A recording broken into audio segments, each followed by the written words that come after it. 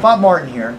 Now, we're going to be doing a heat exchanger test. Now, the beautiful thing about this is we're not going to have to fire up the furnace to do that. Now, we're on a natural gas furnace, and you can do it on oil, you can do it on gas, it doesn't matter. But we're going to be doing it on a gas furnace. We're going to be testing the heat exchanger. What we're looking for is crossover. Now, there's two components or two passageways that we have in a furnace. One is we have what we call conditioned air. That means the blower blows over what's called the heat exchanger. That air blows up into the house, and that's where you get your heat or the movement of air. The second one is combustion gases. That's the one that you have the burners firing off and the combustion gases following through a heat exchanger. It heats it up, the blower blows it over the heat exchanger.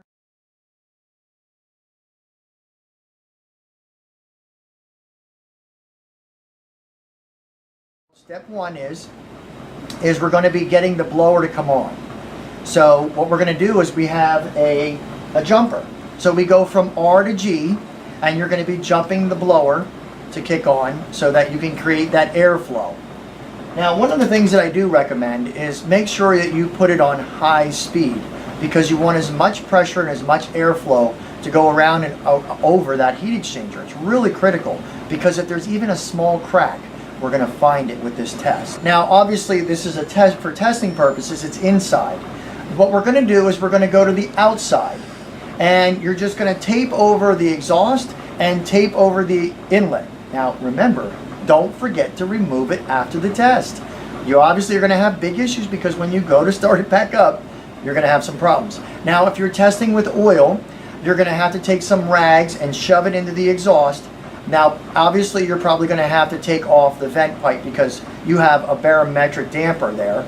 So wherever you're going to block it off, you have to find a way to do that. I recommend taking the vent pipe off completely and then blocking it off with some rags or tape to get your same test. Now, the other thing is we have what's called a smoker, and that's what we're doing. We're doing the smoke test. So we're going to check on gas. We have individual burners, but we call those cells. So we're going to be testing each and every cell. What we're looking for is either puff back or change in that powder, so that we can see whether there's an actual heat exchanger crack. Now, you'll notice on this one there is an obvious here. So sometimes they're real obvious and sometimes they're not, but you have to really pay attention. An oil furnace, and when you block off that exhaust and you go in, there's usually some type of sight door, and you're going to flip up the sight door, try to make sure that you can keep it up, and then you're just going to blow the smoke inside that sight door. Obviously, if it blows back out at you, being on high speed, you have a bad heat exchanger, or a cracked, or possibly anything going on inside there, but most likely, yeah, it's a cracked heat exchanger. Let's get started. So what we're going to do now is we're going to block off one side and the other side of the exhaust pipe. All right, we're good to go. It's all sealed up. The heating system is not calling for heat. At this point, we jumped it down below from R to G, and if you want, which I prefer, is to keep on that blower door so that you have just this air. Now we're just going to reach inside here, as you can see, and we're going to test each and every one on high speed.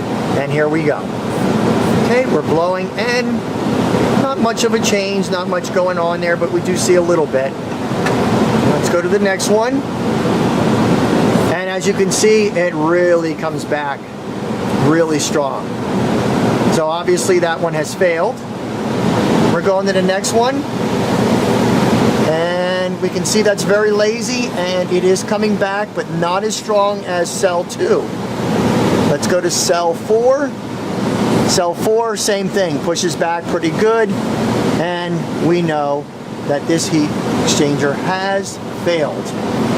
So basically what we're looking for is the fact that we don't want the two to mix, the conditioned air that we're breathing and the combustion air.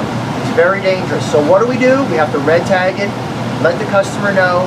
You're calling your supervisor. You must get a second opinion. Have him or her come out, take a look at it, reconfirm what's going on, let the customer know, make it safe, and then you're ready to go. You'll make your recommendations, whether it's a repair or a replacement. As far as oil goes, the same thing. Identical, but they are not going to have the individual cells. You're going to have probably one big either loop or a big can type heat exchanger. All right, well, good luck and thank you. So let's recap. Step number 1, shut off the thermostat. Step number 2, shut off the power and verify fan speed and jump R to G. Step number 3, turn on the power. Step number 4, tape off the venting. Step number 5, make sure the blower door is secured. Step number 6, smoke test. And if you would like to, you can also turn on the furnace and heat it up prior to this test